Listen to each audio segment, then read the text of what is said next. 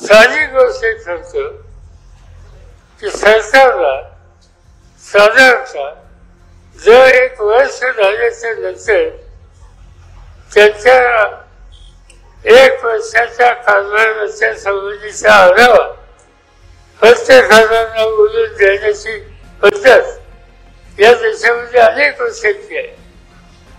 Doctor Manmohan Singh प्रधानमंत्री असताना त्यांच्या 10 वर्षाच्या काळामध्ये 111 वेळेला त्यांनी पत्रकारांना निमंत्रण दिलं आणि आपल्या कामाच्या संबंधीचा आढावा हा त्यांच्या संबंधीचा.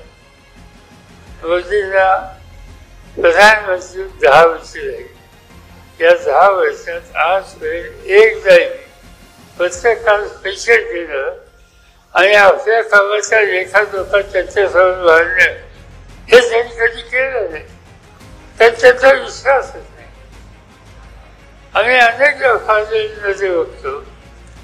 1 महिन्याचं फायद्यांचं अधिवेशन पूर्वी काय असायचं. मी बघितलेलं इंदिरा गांधींना, राजीव गांधींना, नरसिंहरावना, मनमोहन सिंगांना की फायद्यांचं अधिवेशन सुरू झाल्याच्या नंतर 15 दिवसाचं जे अधिवेशन असेल तर कमीत कमी 12 ते 13 दिवस ज्यांची नावं मी घेतली ते सगळे सभागृहात सादर झाले. खासदारानुसार त्यांची मतं ऐकून घेणार, मंत्री उत्तर देतात ते योग्य त्यांना हे जाणून घेणार. पहिले प्रधानमंत्री असणारे